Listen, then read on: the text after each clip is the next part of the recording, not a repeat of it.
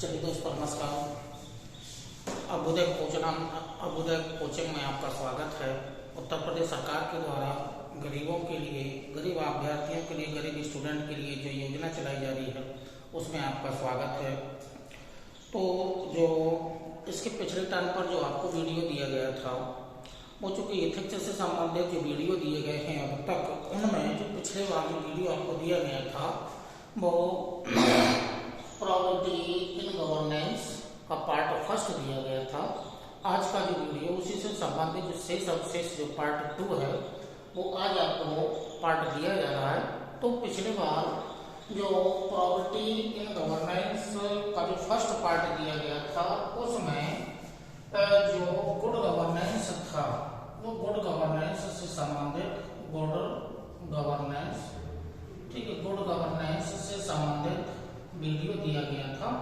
तो good governance में मैं आपको कैरेक्टरिस्टिक लिखवाए होंगे या आपको समझाए गए होंगे कैरेक्टरिस्टिक, यानी कि जो smart governance plus ethical governance बराबर जो था वो इक्वल था कि दोनों को मिला दिया गया तो गुड गवर्नेंस बन जाता है। तो गुड गवर्नेंस, स्मार्ट गवर्नेंस के कैरेक्टरिस्टिक आपको लिखवाए गए होंगे, पढ़ाए गए होंगे। इथिकल गवर्नेंस के कैरेक्टरिस्टिक आपको बताए गए होंगे। दोनों को मिलाकर के जो बनता है वो गुड गवर्नेंस बनता है।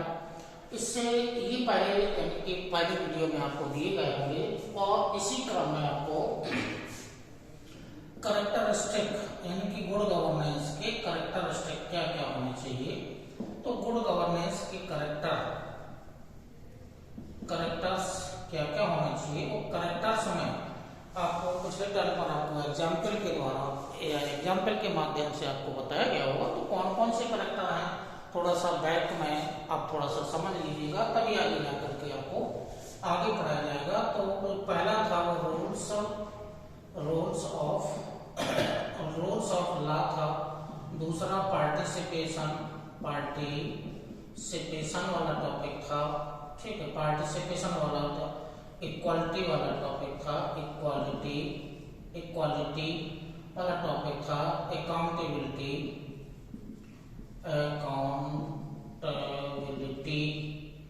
अकाउंटेबिलिटी वाला टॉपिक था। रिस्पॉन्सनेस वाला टॉपिक था। इसी के अलावा जो अन्य जो टॉपिक थे वो सर्वसहमति भी था। सर्वसहमति ये वाला टॉपिक भी आपको था। इसके अलावा इफिशियंसी या जो पार्टिसिपेशन हो गया और सहभागिता हो जाएगा। फिर पारदर्शिता वाला टॉपिक हो जाएगा। ये कैरेक्टरिस्टिक ऑफ गुड गवर्नेंस है। फिर इसके अलावा इफिशियंसी, इफेक्टिवनेस, इफिशियंसी वाला भी था। इनकी इफेक्टिवनेस,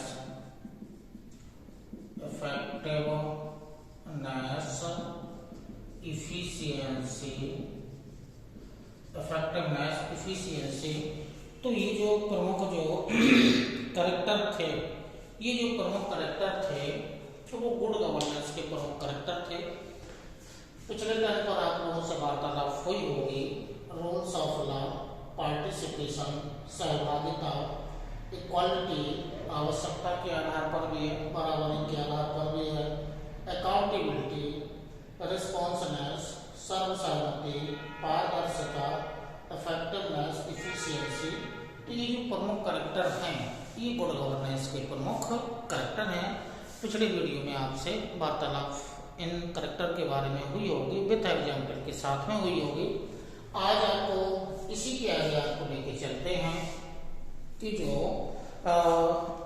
प्रॉपर्टी इन गवर्नेंस में कि जो मेंस के टॉपिक हैं, तो जो मेंस के टॉपिक हैं वो पहले तो आप प्रमुख रूप से एक प्रश्न आप लिख लीजिएगा।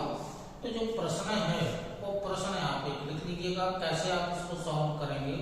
प्रश्न नंबर 1, यानी कि 2 प्रश्न आपको यहाँ पर करवाए जाएंगे। तो प्रश्न नंबर 1 लिख लीजिएगा। प्रश्न नंबर 1 लिखिएगा। शासन में ईमानदारी, ईमानदारी से आप क्या समझते हैं? शासन में ईमानदारी से आप क्या समझते हैं? इसी के आगे शब्द की अपनी समझ के आधार पर सरकार ने ईमानदारी सुनिश्चित करने के उपाय सुझाएं। ये प्रश्न है जो प्रॉपर्टी से जुड़ा हुआ है, गवर्नेंस से जुड़ा हुआ है। तो ये जो प्रश्न है ये आप सॉल्व कैसे करेंगे? पिछले टाइम पर आपको वीडियो दिया गया होगा। यहाँ जो आपको सबसे जो इस वीडियो से संबंधित है या प्रॉपर्टी से संबंधित है, जस्ट इसी के आगे आपको ले चल रहे हैं। तो ये कैरेक्टरिस्टिक हैं, गुड गवर्नेंस के प्रमुख कैरेक्टरिस्टिक हैं। इसी में आगे जो टॉपिक है प्रॉपर्टी से जुड़ा हुआ है, जो टॉपिक है वो प्रॉपर्टी से जुड़ा हुआ जो टॉपिक है उसमें मुख्य रूप से जो टॉपिक है इसी में आगे लोक सेवाओं की अवधारणा, लोक सेवाओं की अवधारणा, लोक सेवाओं की अवधारणा, कॉन्सेप्ट ऑफ सिविल सर्विस, लोक सेवाओं की अवधारणा, ये टॉपिक है। इस टॉपिक में क्या क्या आपको जानना है? तो दो मुख्य पॉइंट हैं। तो पहला पॉइंट लिखिएगा, पहला पॉइंट है, सब पहला पॉइंट आप नोट कर लीजिएगा। पहले पॉइंट में सार्वजनिक रूप से होने वाली सामाजिक गतिविधियों,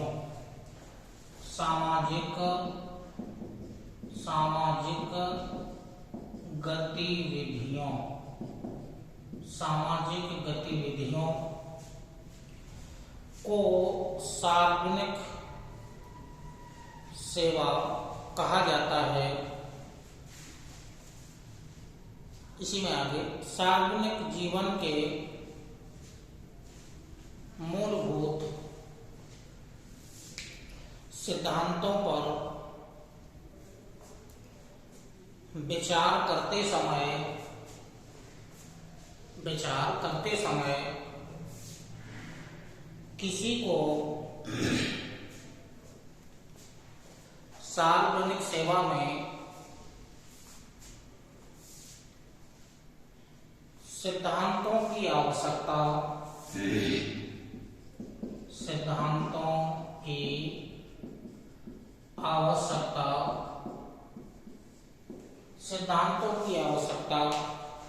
को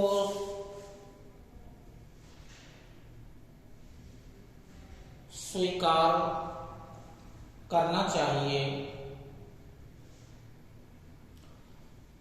एक नैतिक संहिता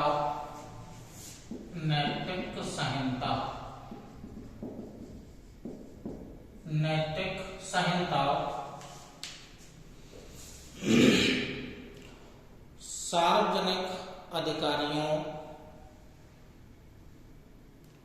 को उनके आचरण में उच्चतम मानकों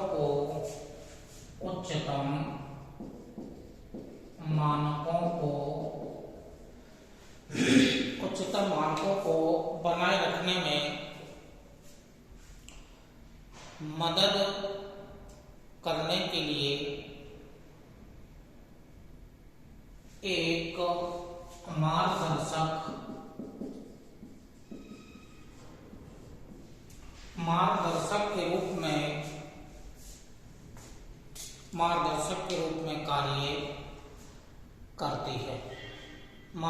के रूप में कार्य करती है। पॉइंट नंबर 1 हो गया है। पॉइंट नंबर 2, सार्वजनिक सेवा में दैनिक जीवन के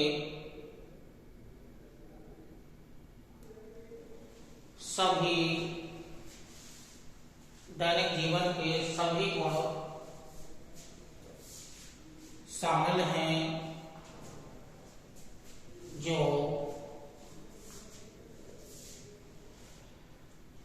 सरकार प्रदान करती है, सरकार प्रदान करती है, जैसे स्वास्थ्य देखभाल, एग्जाम्पल इंपॉर्टेंट होंगे, जैसे में स्वास्थ्य देखभाल,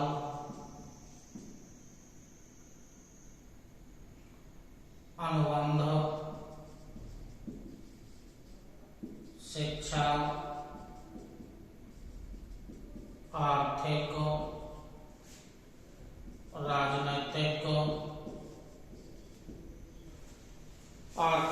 राजनीतिक, बुनियादी ढांचा,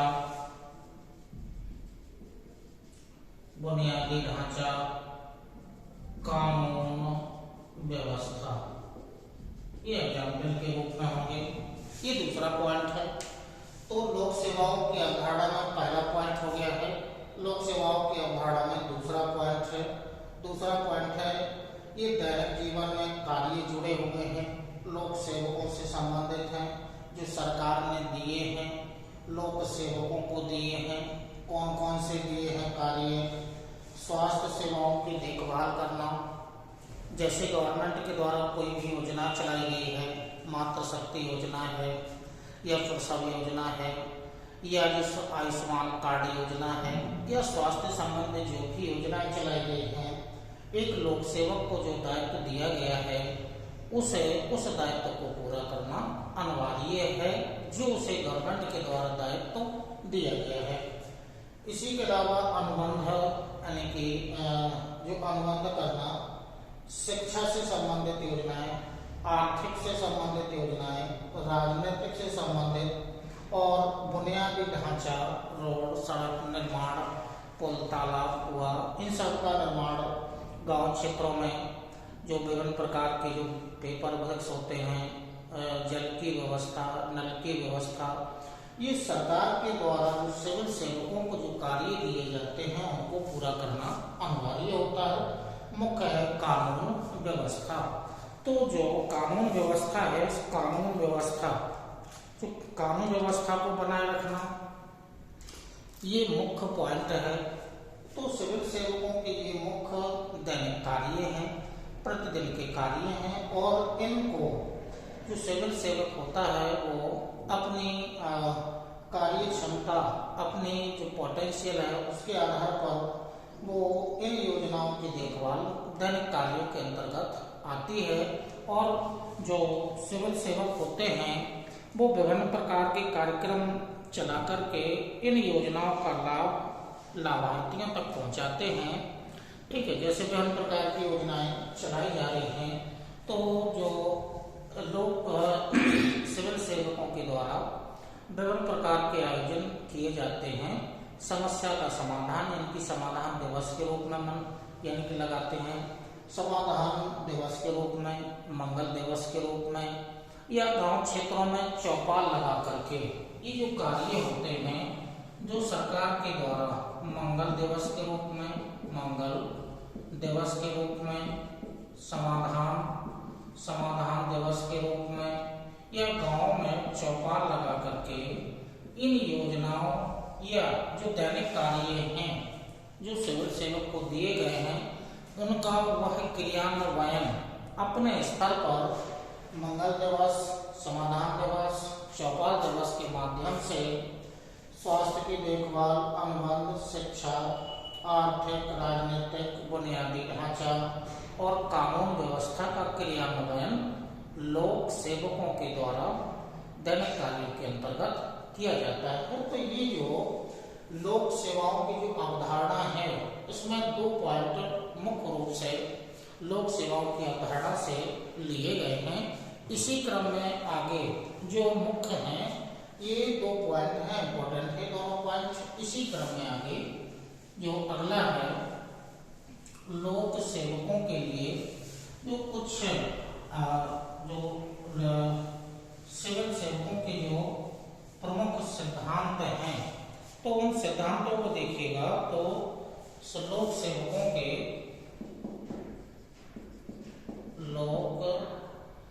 सेवकों के सिद्धांत हैं मुख्य रूप से, और उन सिद्धांतों में जो मुख्य रूप से सिद्धांत हैं, इससे पहले भी आपको जानकारी डायग्राम बना करके दी गई होगी कि लोक सेवकों के जो सिद्धांत हैं, यानी कि प्रॉबिलिटी इन गवर्नेंस, पहले वीडियो में आपको डायग्राम बना करके दिखाया गया होगा। गुड गवर्नेंस के क्या क्या कैरेक्टर होते हैं वो डायग्राम से बताया गया होगा, और आप यदि मेंस में लिखेंगे तो ये डायग्राम की आवश्यकता होगी। डायग्राम देने से बहुत अच्छे क्योंकि आपका जो आंसर होगा बहुत अच्छी तरीके से लिखा जाएगा, और जो कॉपी चेक करने वाले होते हैं वो आपको मार्क भी बहुत अच्छे देते हैं, लेकिन डायग्राम आप देना। तो डायग्राम में चूंकि जो पहले आपको जो कुछ दिए गए होंगे, तो पहले डायग्राम आपको बनाया गया होगा कि जैसे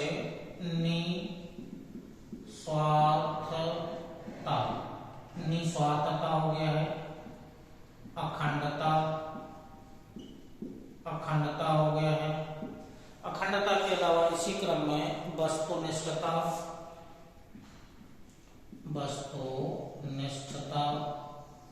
वस्तुनिष्ठता, पारदर्शिता या खुलापन या पारदर्शिता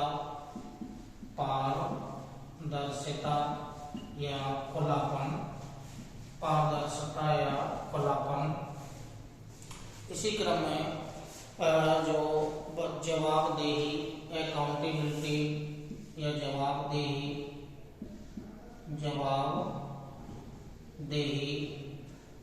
के अलावा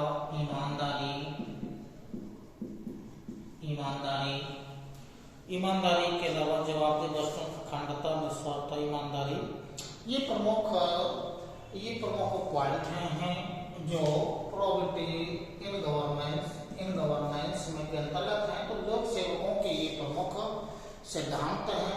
ऐसे डायग्राम बना करके आप मेंस में अपनी कॉपी में लिख सकते हैं। अब इनको चूंकि एक एक करके आपको जानकारी दे रहे हैं, तो एक एक करके जानकारी में निस्वार्थता, तो आप लोग पहले से थोड़ा सा लिख लीजिएगा।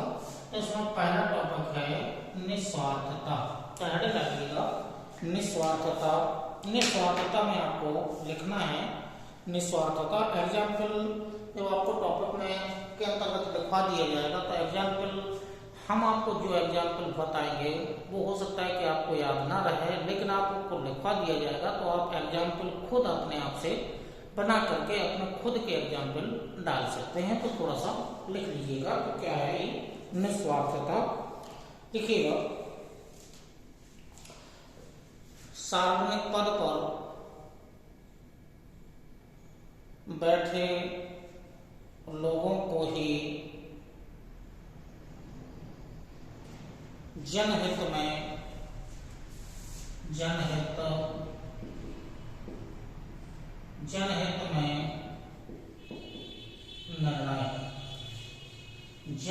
निर्णय लेने चाहिए। अपने परिवार के लिए या अपने दोस्तों के लिए, अपने परिवार को अपने दोस्तों के लिए धन एवं अन्य भौतिक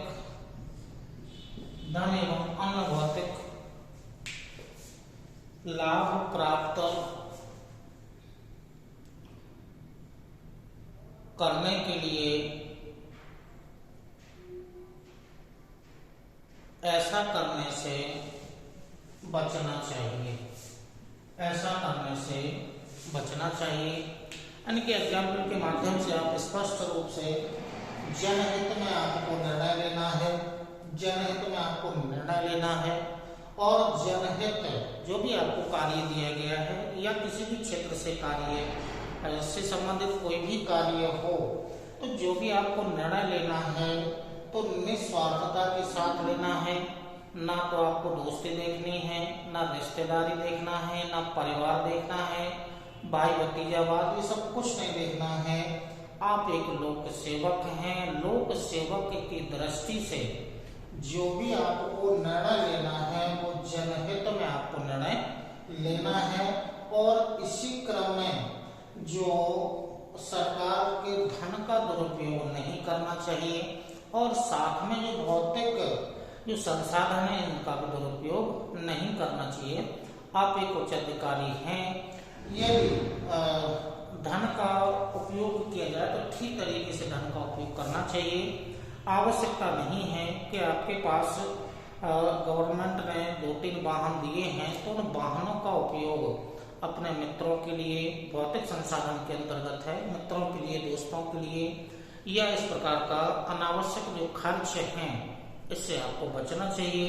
तो एक लोक सेवक को जनहित में निर्णय लेना चाहिए, धन के दुरुपयोग से बचना चाहिए और भौतिक संसाधन जो गवर्नमेंट ने आपको दिए हैं इनका दुरुपयोग नहीं करना चाहिए।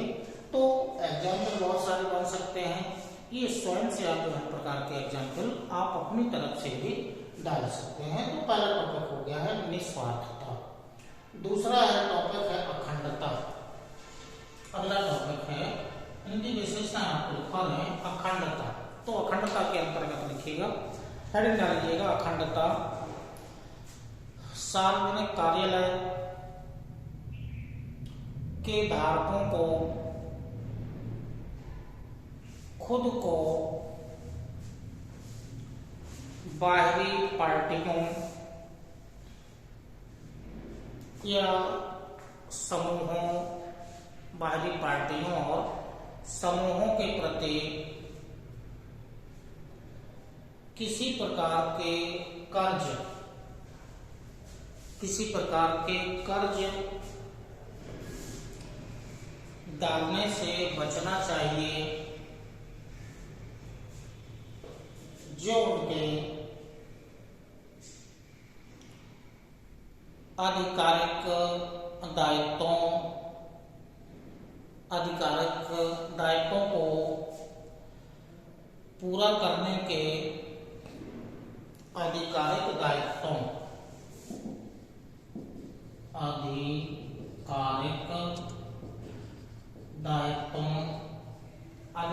दायित्वों को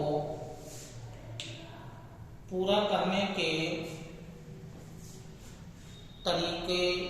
तरीकों को प्रभावित कर सकता है। इतना आपको अखंडता के अंतर्गत लिखना है। अगला जो टॉपिक है, अगला कैरेक्टर है वस्तुनिष्ठता, ऑब्जेक्टिविटी के अंतर्गत लिखिएगा। नेक्स्ट हेडिंग डालो ऑब्जेक्टिविटी। सार्वजनिक पदों के धारकों को अपना कर्तव्य निभाते समय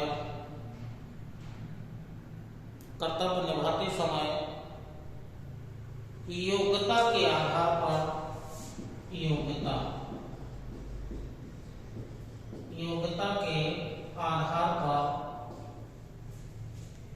निर्णय या नियुक्ति करना, अनुबंध देना, पुरस्कार देना और भत्तों के लिए लोगों को सुझाव देना। तो ऑब्जेक्टिविटी एग्जाम्पल आप खुद ही समझ सकते हैं कि आपका जो प्री का जो एग्जाम होता है या किसी भी कोई भी वनडे एग्जाम होता है, तो वनडे एग्जाम में एक प्रश्न होता है, एक क्वेश्चन होता है। क्वेश्चन के 4 ऑप्शन होते हैं, ए बी सी डी या 5 भी हो सकते हैं। अब जो प्रश्न पूछा गया है उसका उत्तर आपका 4 जो ऑब्जेक्टिव प्रश्न दिए गए हैं, इन ऑब्जेक्टिव प्रश्नों में से कोई एक प्रश्न उपयुक्त, एक आंसर उसका उपयुक्त होगा। तो चारों लगभग समान हो सकते हैं, लेकिन उनमें से सबसे अच्छा ऑप्शन या सबसे अच्छा ऑब्जेक्ट क्या होगा, वो आप प्रश्न के आधार पर चार में से एक, जो चार समानार्थी लगभग हो सकते हैं, लेकिन उनमें सबसे अच्छा जो आंसर होगा उसी पर आप टिक लगाते हैं। तो तीन को अलग कर देते हैं और एक का आप चुनाव कर लेते हैं। तो इसी आधार पर वस्तुनिष्ठता, यही वस्तुनिष्ठता है कि आपका योग्यता के आधार पर यानी कि आपको सही निर्णय लेना है या सही आपको यानी कि नियुक्ति करना है, तो आपको सेलेक्ट करना है। चार ऑप्शन में से एक ऑप्शन को सेलेक्ट करना है।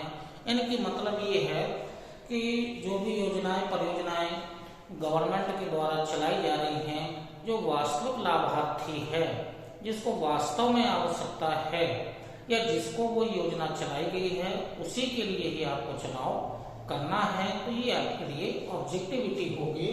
तो प्रोबेबिलिटी इन गवर्नेंस में वस्तुनिष्ठता, योग्यता के आधार पर नियुक्ति करना, अनुबंध करना, पुरस्कार देना या जो भी देना, तो वस्तुनिष्ठता के आधार पर आपको यानी कि उसको सेलेक्ट करना है। तो ये लोक सेवक का एक प्रमुख कार्य है। इसी के आधार पर अगला जो है वो है वस्तुनिष्ठता की पारदर्शिता और खुलापन। ये पारदर्शिता या खुलापन अगला टॉपिक है।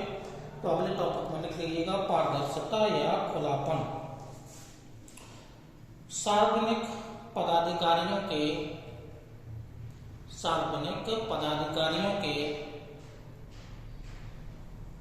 सभी निर्णय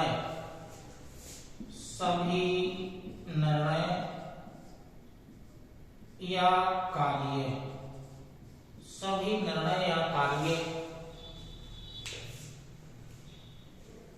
यथासंभव पारदर्शी होना चाहिए। एग्जाम्पल आप अपने आप से डाल सकते हैं कि जो भी सिविल सर्वेंट के लिए जो भी कार्य दिए जा रहे हैं वह कार्य पारदर्शी होना चाहिए। वर्तमान में तकनीकी का युग है।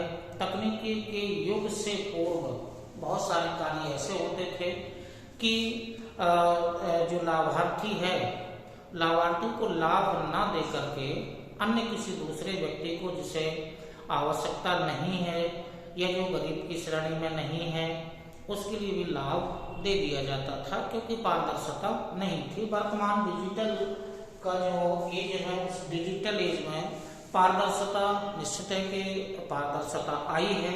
जो भी कार्य है पूरा ऑनलाइन किया जा रहा है और सभी के डॉक्यूमेंट्स ऑनलाइन हैं या जो भी कार्य किए जाते हैं वो ऑनलाइन हैं। तो वर्तमान में तो निश्चित है कि पारदर्शिता चूंकि दिखने लगी है और पारदर्शिता आ भी गई है। तो ऐसे बहुत सारे के लगभग सभी कार्य पारदर्शिता में आ चुके हैं। तो जो भी योजना है, किन को लाभ होगा, किन्हें लाभ नहीं दिया जाएगा, योजनाओं के लाभ ऑनलाइन डले हुए हैं। कौन से पात्र इसके होंगे, वो उसके कैरेक्टरिस्टिक उसमें डले होंगे। कौन सा पात्र है, कौन सा पात्र नहीं है, उन कैरेक्टरिस्टिक के आधार पर पारदर्शिता लाई गई है और किसको लाभ दिया गया है और क्यों दिया गया है। ये भी चूंकि इंटरनेट के माध्यम से आप किसी भी योजनाओं के बारे में आप देख सकते हैं। तो वर्तमान में ऐसे बहुत सारे जो पहले पात्र थे वर्तमान में अपात्र हो गए हैं। तो बहुत सारे ऐसे कार्य किए जा रहे हैं जो पारदर्शिता के माध्यम से पारदर्शी कार्य किए जा रहे हैं। तो ये सिविल सेवकों का ये दायित्व है कि कोई भी कार्य किया जाए, कोई भी निर्णय लिया जाए, वो पारदर्शी तरीके से लिया जाए। तो आप ऐसे बहुत सारे एग्जाम्पल हैं जो आप अपने आंसर में आप उसको लिख सकते हैं। तो बहुत सारे एग्जाम्पल है जो आप ठीक है, बहुत सारी योजनाएं परियोजनाएं गवर्नमेंट के द्वारा चलाई जा रही हैं। तो बहुत सारी योजनाएं हैं, लगभग सभी में पारदर्शिता आ गई है। तो ये पारदर्शिता या खुलापन का कार्य किया जाए। अगला है ईमानदारी। तो अगला टॉपिक है ईमानदारी। अकाउंटेबिलिटी को हम ले रहे हैं ईमानदारी। अगला टॉपिक है ईमानदारी। तो ईमानदारी में लिख लीजिएगा, एक सार्वजनिक पदाधिकारी को किसी भी निजी हित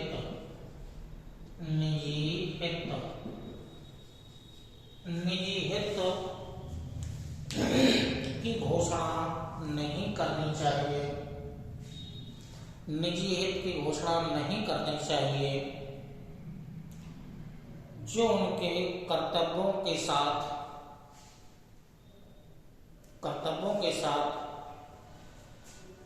टकराव हो सकता है और किसी भी टकराव को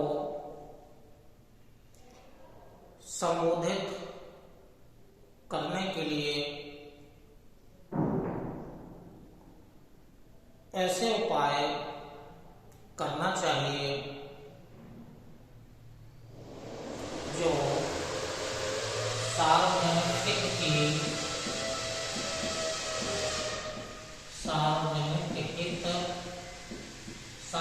हित की रक्षा कर सके, सार्वजनिक हित की रक्षा कर सके। तो ईमानदारी का मतलब है निजी हित में कोई निर्णय नहीं लेना है, सार्वजनिक हित हो ऐसा निर्णय आपको लेना है, तो इसी को नाम दिया जाएगा ईमानदारी। तो निजी हित में ऐसा कोई कार्य नहीं करना है, मतलब वही है परिवारवाद, भाई भतीजावाद, ये सब आपको कार्य नहीं करना है। इससे पहले आया था कि जनहित में आपको निर्णय लेना है, तो ये ईमानदारी है कि निजी हित में आपको निर्णय नहीं लेना है, ऐसा निर्णय आपको नहीं लेना है कि जो आपके कर्तव्यों को प्रभावित करे, मतलब ऐसा निर्णय लेना है कि जो सार्वजनिक हित में हो, निजी हित में ना हो, ऐसा निर्णय आपको लेना है, तो वो ईमानदारी के अंतर्गत आ जाएगा। इसी का विस्तार अभी हम आपसे करेंगे कि ईमानदारी शासन में ईमानदारी की क्या क्या अवधारणाएं हैं, यानी कि फिलॉसफी के रूप से दार्शनिक सिद्धांत क्या हैं, ईमानदारी के साथ में आपको अभी आगे जोड़ेंगे। और लास्ट में टॉपिक बचता है जवाबदेही। तो ये टॉपिक इम्पोर्टेंट है, जवाबदेही, तो उसी में आगे चलते हैं।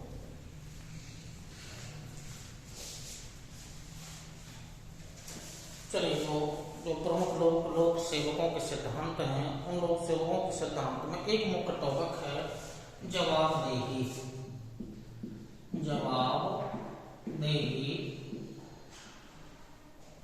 या अकाउंटेबिलिटी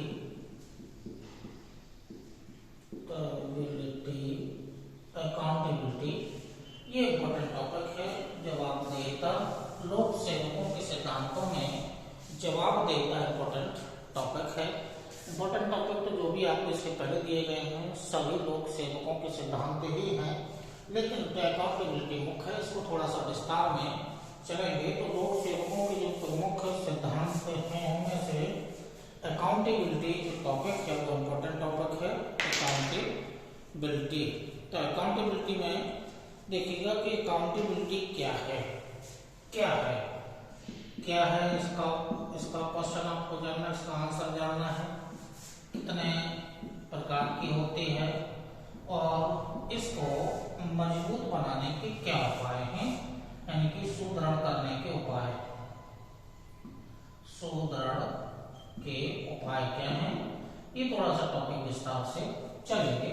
तो अकाउंटेबिलिटी में जवाबदेहिता में ये क्या है, तो जवाबदेहिता में क्या है, क्या के अंतर्गत आएगा कि क्या है का मतलब एक तो होगा कि सिविल सेवकों का विवेकाधिकार होगा, एक तो ये है विवेकाधिकार होगा। अब विवेकाधिकार में चूंकि उसका विवेक है, सिविल सेवक का विवेक है, जैसी परिस्थिति होगी उसी प्रकार का वह निर्णय ईमानदारी के साथ, वस्तुनिष्ठता के साथ, या जो भी आपको टॉपिक इसके पहले पढ़ाए गए हैं उनके साथ उसे अकाउंटेबिलिटी देना है या जवाब देना है, तो ये तो उसका अपना स्वयं का विवेकाधिकार है। अब विवेकाधिकार में स्पष्ट भी हो सकता है और अस्पष्ट भी हो सकता है, दोनों प्रकार के ये इसके इनके दोनों प्रकार के हो सकते हैं, स्पष्ट भी हो सकता है और अस्पष्ट भी होता है, और इसका उसे उल्लेख करना है तो या तो स्पष्ट होगा। जैसे मान लीजिएगा राज्यपाल का अपना एक विवेकाधिकार होता है, राष्ट्रपति का अपना विवेकाधिकार होता है। अब ये विवेकाधिकार स्पष्ट और अस्पष्ट दोनों हो सकते हैं, तो ये नियम के आधार पर स्पष्ट रूप से लिखा भी हो सकता है और केवल इतना शब्द लिखा हो सकता है विवेकाधिकार। राज्यपाल का विवेकाधिकार और राष्ट्रपति का विवेकाधिकार, तो ये उस व्यक्ति की अंतरात्मा पर निर्भर करते हैं कि नियम के अनुसार ले रहा है या अपने विवेक के अनुसार ले रहा है। तो स्पष्टता और अस्पष्टता दोनों का उल्लेख उसे करना चाहिए कि यदि उसने कोई निर्णय लिया है और निर्णय लेने के आधार पर जवाब दिया है तो स्पष्ट और अस्पष्ट दोनों हो सकते हैं, तो दोनों का उसे उल्लेख करना चाहिए कि किसी लोक सेवक ने यदि जवाब दिया है तो किस आधार पर दिया है, अपना स्वयं का विवेकाधिकार अपनाया है, तो स्पष्ट और अस्पष्टता का उल्लेख किया जाना चाहिए। और इसी के आधार पर जो अगला है निर्णय की बाध्यता की व्याख्या करें, जो दूसरा है निर्णय की बाध्यता की व्याख्या। निर्णय की बाध्यता की व्याख्या, और व्याख्या करते समय यदि निर्णय दिया गया है तो दंड की स्थिति भी बनती है। यदि निर्णय ले लिया है ये तो विवेकाधिकार हो गया है, स्पष्ट और अस्पष्ट दोनों हो सकते, दोनों का उसे उल्लेख करना होगा। और निर्णय बाध्यता की व्याख्या, यदि निर्णय ले लिया गया है तो बाध्यता क्या थी उसकी उसे व्याख्या भी करनी होगी। और व्याख्या यदि नहीं की जाती है, व्याख्या यदि अस्पष्ट है, तो जिस लोक सेवक ने यानी कि जिस लोक सेवक ने निर्णय लिया है उसे दंड भी दिया जा सकता है, दंड का भागीदार भी हो सकता है। तो ऐसी जवाबदेहिता होनी चाहिए। तो जवाबदेहिता की जो व्याख्या किसके आधार पर, बाध्यता की जो उचित व्याख्या होगी, यानी कि जो उचित व्याख्या होगी वो निम्न आधारों पर की जानी चाहिए। और व्याख्या ऐसी होनी चाहिए कि उसकी वैधता हो, यानी कि वो सभी को सर्व मान्य हो, वैधता होना चाहिए। नैतिकता होनी चाहिए, नैतिकता उस निर्णय में नैतिकता होना चाहिए, वो निर्णय तार्किक होना चाहिए। निष्पक्ष होना चाहिए। और वह जो जवाबदेहिता है वो वस्तुनिष्ठता के आधार पर भी होनी चाहिए। तो वस्तुनिष्ठता, तो ये उचित निर्णय इस आधार पर एक सिविल सेवक को लेना चाहिए। तो निर्णय की बाध्यता यदि है तो उसकी व्याख्या करना है, तो जो उचित उल्लेख होगा या उचित जो व्याख्या होगी वो वैधता के आधार पर जो निर्णय लिया गया है, जो जवाब दिया गया है वो सर्व यानी कि जनहित में सर्वमान्य होना चाहिए। कोई ऐसा निर्णय नहीं लिया जाना चाहिए कि जो भाई भतीजावाद के आधार पर लिया गया हो या निजी हित के आधार पर लिया गया हो, तो वो निर्णय जो होगा वो अमान्य होगा।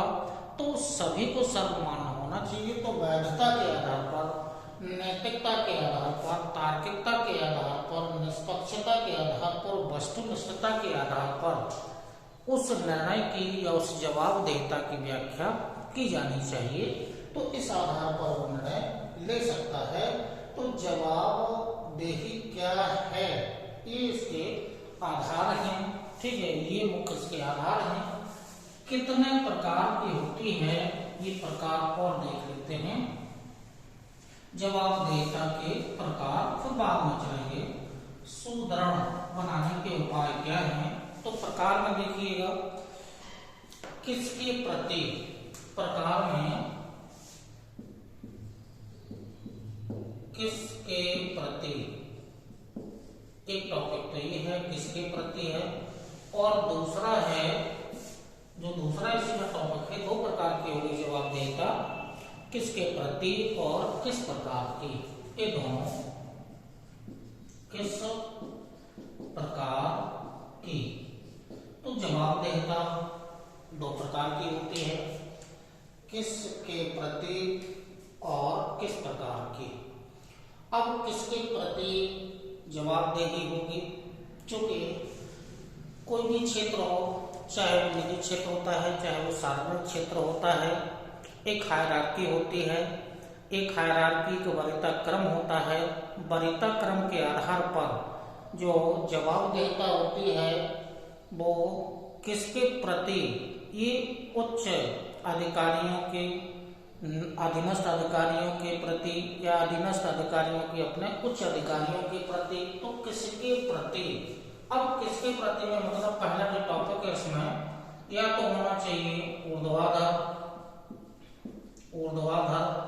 अब ऊर्ध्वाधर का मतलब होगा कि अपने उच्च अधिकारियों का जो निम्न अधिकारियों जो जवाबदेही होती है निम्न अधिकारियों का अपने उच्च अधिकारियों के प्रति। तो जैसे मान लीजिएगा कि कोई एक निर्णय लिया गया है, तो ये जो निर्णय लिया गया है, जैसे एक हायरार्की है, हायरार्की में उच्च अधिकारियों से नीचे निम्न अधिकारी होते हैं। अब उच्च अधिकारियों का मतलब होगा कि मान लीजिएगा सेंट्रल गवर्नमेंट या स्टेट गवर्नमेंट में जो राजनीतिक लोग होते हैं या जो संसद होती है या विधानमंडल होते हैं, इसमें जो नियम कानून बनाने का मुख्य जो कार्य होता है वो कैबिनेट मंत्रियों का होता है। चाहे कैबिनेट चाहे केंद्र स्तर पर हो चाहे राज्य स्तर में हो, नियम कानून बनाने का कार्य कैबिनेट का होता है। तो कैबिनेट में मंत्री होते हैं, तो सबसे ऊंचे यानी कि मंत्री, कोई भी निर्णय है मंत्री से नीचे आएगा वो कैबिनेट स्तर का मंत्री, कैबिनेट स्तर का यानी कि कैबिनेट सचिव से तो नीचे आते हैं वो संयुक्त सचिव, अपर से नीचे उप सचिव, ये सचिव होते हैं। इसके जो नीचे आएंगे, जो उप सचिव या अपर सचिव के नीचे आएंगे वो होंगे निदेशक होते हैं। निदेशक के नीचे जो काम करेंगे वो कमिश्नर, ये मंडल स्तर पर होते हैं। उसके नीचे जो आएंगे वो जिला स्तर पर डीएम, उसी के नीचे एडीएम के नीचे एसडीएम के नीचे तहसीलदार या और भी जो होते हैं। तो ये हायरार्की है। तो जो ऊर्ध्वाधर है जवाबदेहिता कितने प्रकार की होती है, 2 प्रकार की होती है। किसके प्रति, तो अब ये किसके प्रति है, यानी कि ये निम्न जो पदस्थ अधिकारी हैं ये अपने ऊपर वाले अधिकारियों के प्रति जवाबदेह होते हैं। ये यानी कि जवाबदेह ऐसे करके ये जवाबदेह होते हैं। यानी कि तहसीलदार ने जो जवाब दिया, जवाबदेह किसके प्रति है, एसडीएम के प्रति, डीएम के प्रति, डीएम कमिश्नर निदेशक यानी कि सचिव में भी 4 प्रकार के सचिव हो गए हैं। कैबिनेट संयुक्त अपर सचिवों के प्रति हायरार्की और अंत में जवाबदेहिता मंत्री की होती है। तो नीचे के पदस्थ अधिकारी हैं अपने ऊपर वालों के प्रति जवाबदेह होते हैं। तो जवाबदेह हो गए हैं, तो ये जो किसके प्रति है, ये ऊर्ध्वाधर हो गया है। ऊर्ध्वाधर का मतलब हो गया है अपने, यानी कि ऊपर से नीचे का मतलब हो गया है जैसे परिवार में दादा हैं, नीचे पिता हैं, पिता के नीचे पुत्र हैं। तो ये एक परिवार का रिश्ता है कि पुत्र पिता के प्रति जवाबदेह है और पिता के प्रति जवाबदेह है। तो ये ऊर्ध्वाधर जो जवाबदेहिता है वो इस क्रम की जवाबदेहिता है। और जो दूसरे प्रकार की जवाबदेहिता होती है वो क्षैतिज होती है।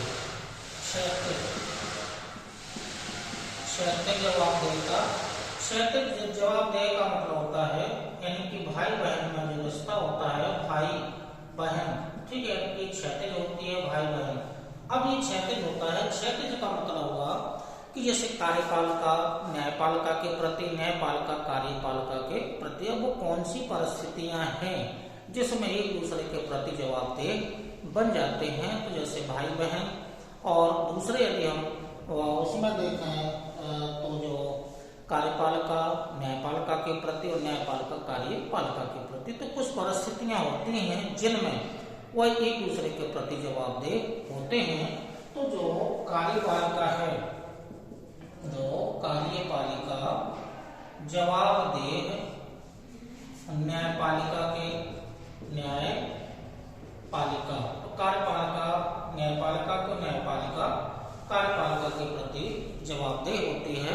तो ये जो जवाबदेही है वो क्षैतिज है, तो ये जवाबदेही ऊर्ध्वाधर है, यानी कि ये ऊर्ध्वाधर जवाब देता है और ये क्षैतिज जवाब देता है।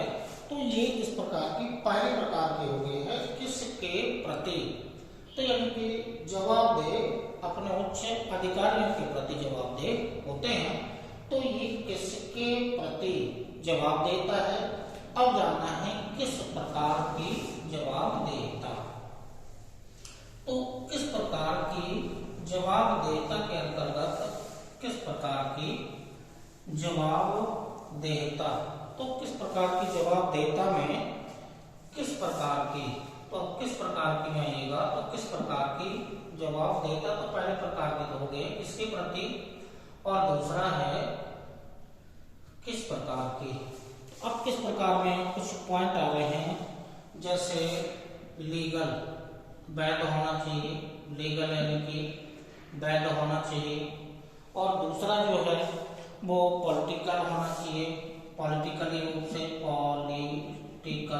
पॉलिटिकल रूप से किस प्रकार के होना चाहिए, फाइनेंशियल, इसे एग्जाम्पल अभी आपको दे रहे हैं, सोशल, ठीक है, सामाजिक, सोशल, इसी के आगे जो नैतिकता के आधार पर और संवैधानिकता के आधार पर, तो नैतिकता के आधार पर और संवैधानिकता के आधार पर, तो इनके एग्जाम्पल अभी आपको दे रहे हैं। तो किस प्रकार की, तो किस प्रकार का मतलब हो गया लीगल,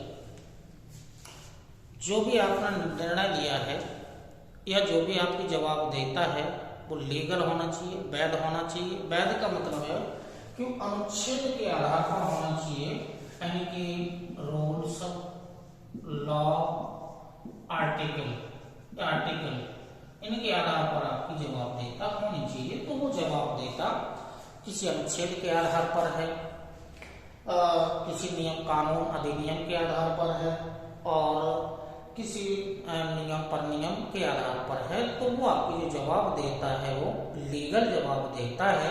तो लीगल जवाबदेहता के अंतर्गत आएगा, यानी कि जो अनुच्छेद 17 है, अनुच्छेद 17 में है अस्पृश्यता का अंत है, छुआछूत का अंत है। तो इसमें स्पष्ट व्याख्या की गई है कि यदि कोई व्यक्ति SC ST को यदि कोई आरोप लगाता है तो उसके आधार पर उसको दंड दिया जा सकता है। तो ये जो दंड का प्रावधान है वो अनुच्छेद 17 में स्पष्ट रूप से लिखा हुआ है कि SC ST एक्ट के अंतर्गत ये प्रावधान है। यदि किसी प्रकार का कोई उल्लंघन किया जाता है तो ये अनुच्छेद आर्टिकल के आधार पर है। ये बहुत से संविधान में बहुत सारे अनुच्छेद हैं जिनके आधार पर आप जवाबदेही दे सकते हैं। दूसरा है पॉलिटिकल रूप से। अब पॉलिटिकल रूप से का मतलब ये होगा कि जो पॉलिटिकल रूप से आपने जवाब दिया है तो वो संसद के विपरीत ना हो। संसद ने जो नियम कानून बनाए हैं यानी कि संसद के विपरीत ना हो, विपरीत ना हो। ये संसद के विपरीत आपको जवाबदेहता नहीं होनी चाहिए। तो वो जवाब देता है पॉलिटिकली या पॉलिटिकल रूप से जवाब देता है। इसी रूप से फाइनेंशियल जवाब देता है। बहुत सारे अनुच्छेद हैं जो टैक्स वगैरह से जुड़े हुए हैं, कारों से जुड़े हुए अनुच्छेद हैं। तो फाइनेंशियली जवाब देता होगी। जो सोशली यानी कि सामाजिक जो जवाब देता है, यानी कि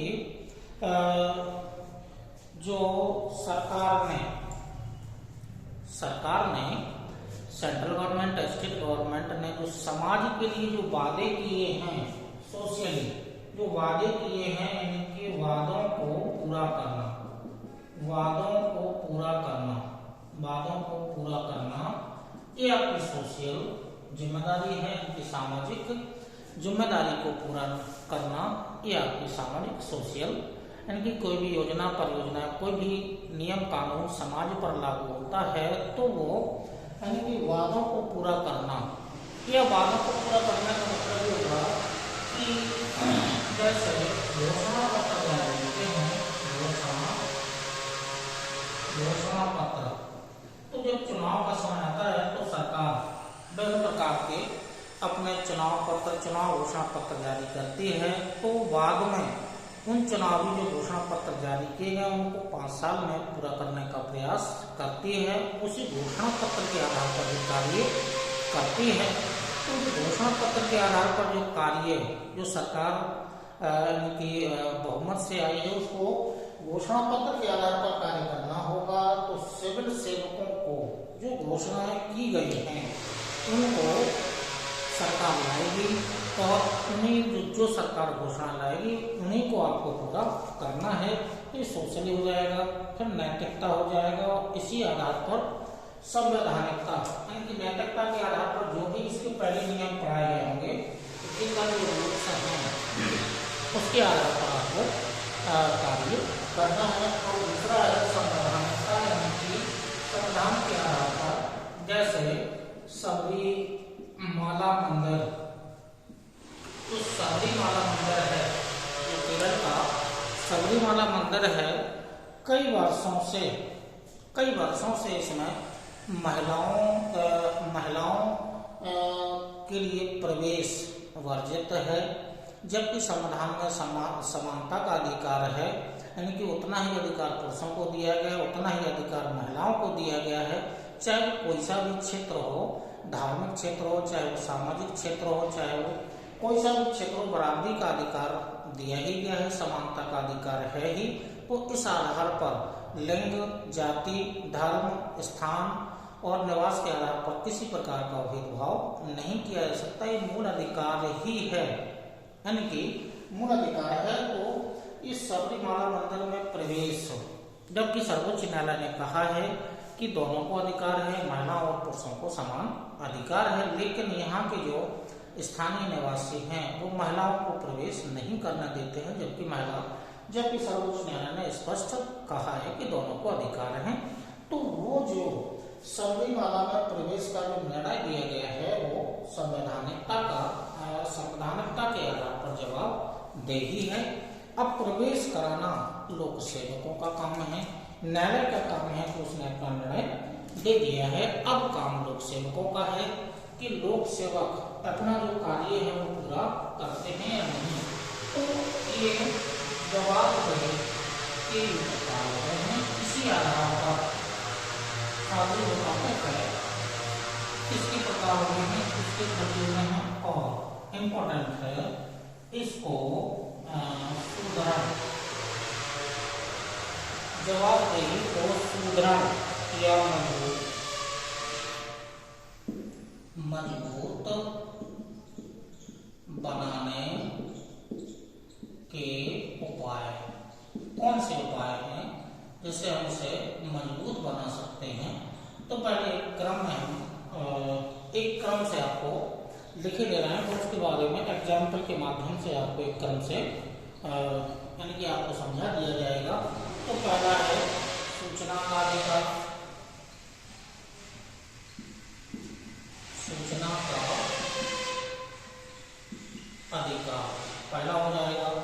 दूसरा हो जाएगा सिटीजन चार्टर का अधिकार, सिटीजन चार्टर, ये सिटीजन चार्टर हो जाएगा। अगला जो है तकनीकी का प्रयोग करके, तकनीकी का प्रयोग करके मजबूत बनाया जा सकता है। लोक सेवा गारंटी अधिनियम के माध्यम से, लोक सेवा गारंटी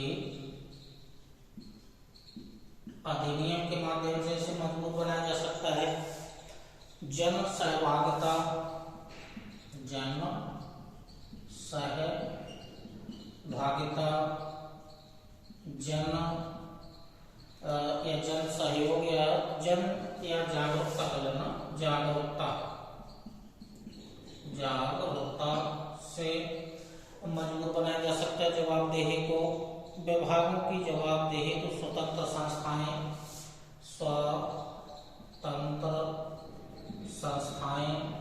ये स्वतंत्र संस्थाएं के माध्यम से मजबूत बनाया जा सकता है।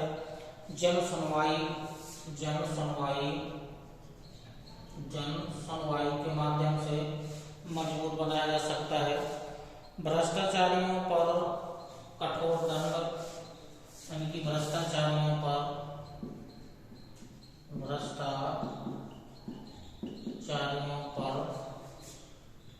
कठोरतम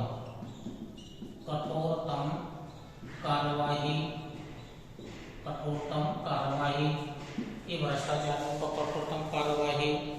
और योजनाओं के संबंध में सूचनाएं,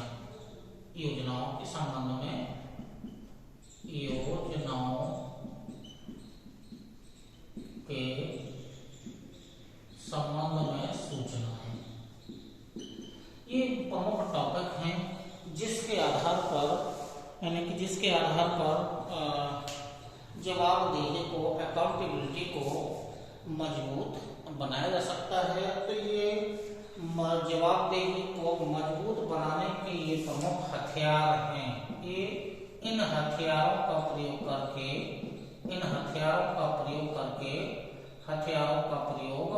करके जवाबदेही को मजबूत बनाया जा सकता है। तो जो टॉपिक हैं, जवाबदेही को कैसे मजबूत बनाया जा सकता है, टॉपिक स्पष्ट रूप से जो शब्द है उसको आप स्पष्ट रूप से समझ रहे होंगे। सूचना का अधिकार, यानी कि जो आरटीआई है, जो 2005 में लागू हुआ था। आरटीआई के माध्यम से जवाबदेही को मजबूत बना सकते हैं। 2005 में सेंट्रल गवर्नमेंट ने अच्छा हथियार दिया था, यानी कि जो किसी भी विभाग, मंत्रालय, अधिकारी जो भी हैं, इनसे आप जवाब मांग सकते हैं। और जवाब, यानी कि आरटीआई के माध्यम से आप जवाब मांग सकते हैं। तो ये आरटीआई जो सूचना का अधिकार है, ये सेंट्रल गवर्नमेंट ने अच्छा हथियार दिया है। जनहित, जन कल्याणकारी जो भी कार्य हैं, इन कार्यों को करने का दायित्व लेख सेवकों का है। यदि इन कार्यों को ठीक तरीके से नहीं करते हैं, अपने दायित्वों को नहीं निभाते हैं, तो उनको जवाबदेही, यानी कि उनको जवाब देना पड़ेगा। और वह जवाब आप किसके आधार पर मांग सकते हैं?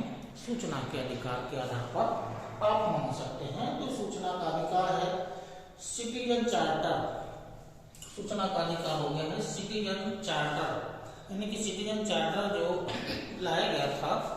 आपका कोई कार्य है, आपकी कोई फाइल है, किसी भी विभाग से संबंधित हो, आपने फाइल डाली है, आपको आप उसके बारे में जानकारी ले सकते हैं कि वह हमारा फाइल का जो कार्य है कितने दिनों में पूरा किया जाएगा, कहाँ तक अभी कार्य किया जा चुका है, कितने दिन में कार्य पूर्ण हो जाएगा।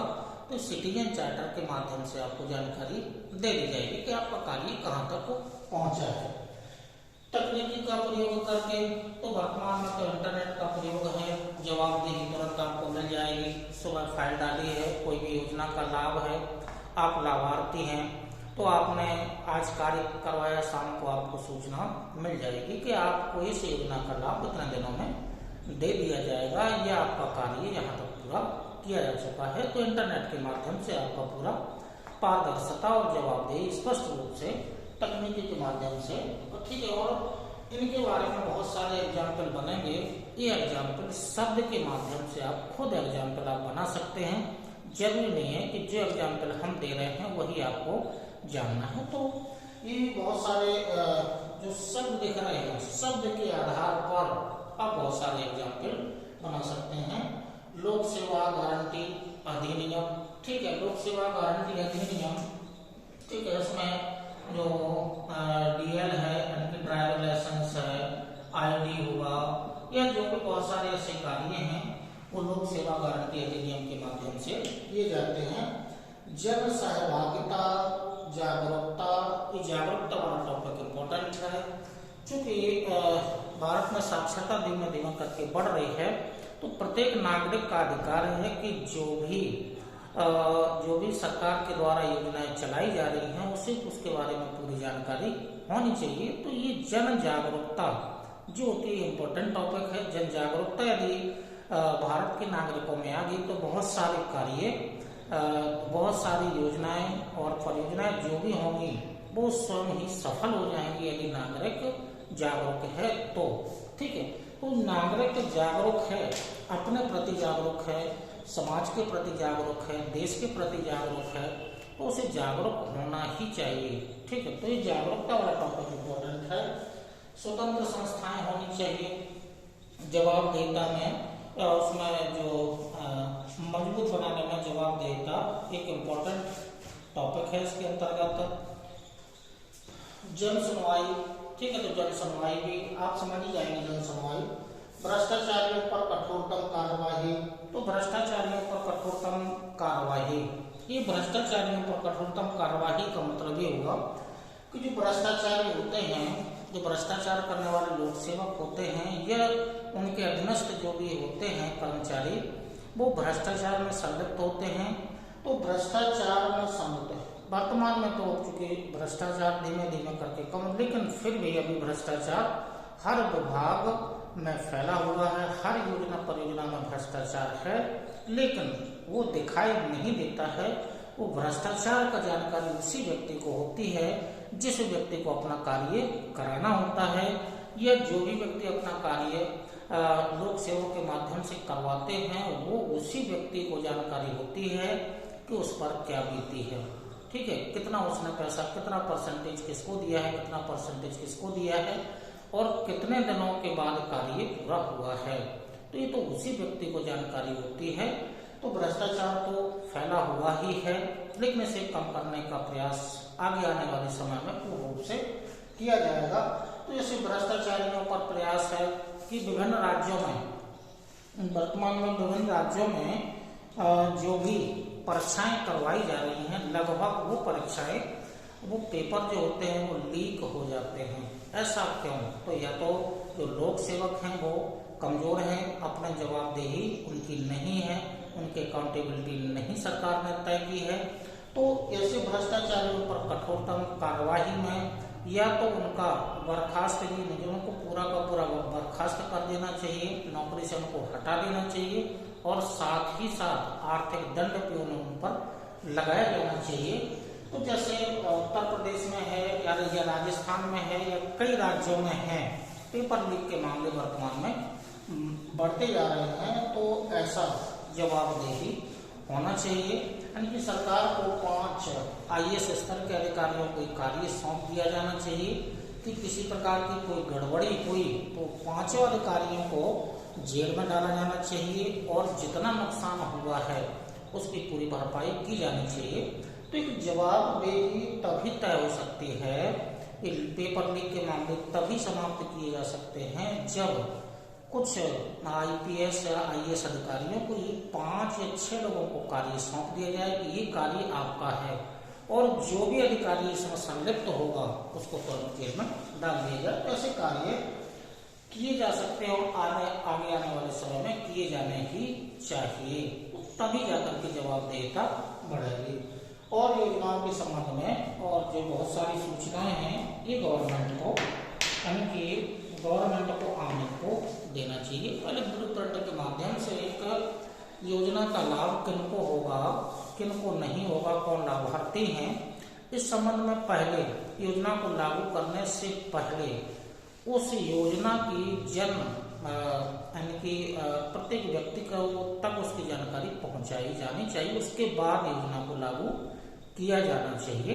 तो ऐसे कार्य किए जा सकते हैं जिससे जवाबदेही, अकाउंटेबिलिटी बढ़ सकती है। तो जो आज का टॉपिक जो दिया गया था प्रॉपर्टी एंड गवर्नेंस, जो दूसरा टॉपिक है आज, उसमें जो मुख्य रूप से जो आपको जो भी दिया गया हो वीडियो के माध्यम से, इसी क्रम में आगे भी आपको जो भी वीडियो होंगे वो आगे आपको इसी क्रम में दिए जाते रहेंगे।